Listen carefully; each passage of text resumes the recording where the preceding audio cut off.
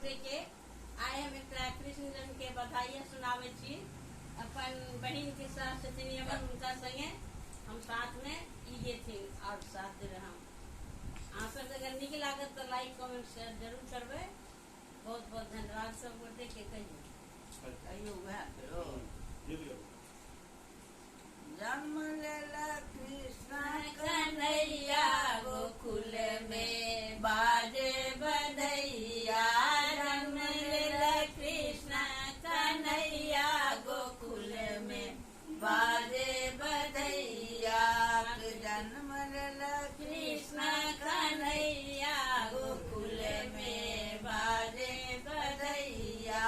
मातु यशोदा पलना झुलावे, मातु यशोदा पलना झुलावे।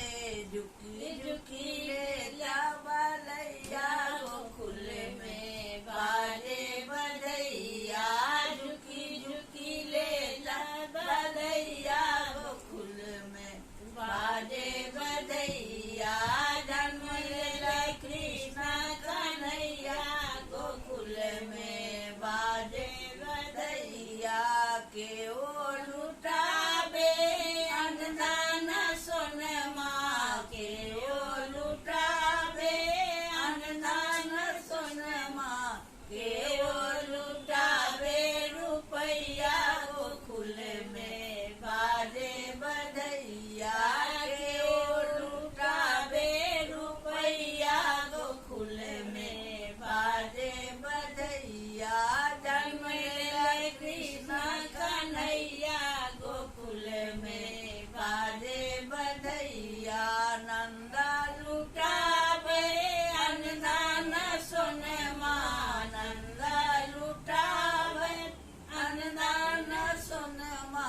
जसोदा लुटावे रुपैया गोकुल में बाजे बधैया। जसोदा लुटावे रुपैया गोकुल में बाजे बधैया। जन्म लेला कृष्ण कन्हैया गोकुल में बाजे बधैया। क्यों सखी नाचे, क्यों सखी गावे, क्यों सखी नाचे, क्यों सखी गावे। क्यों सखी लेता बलैया गोकुल में बाजे बधैया।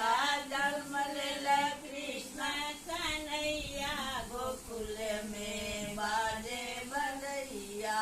ललिता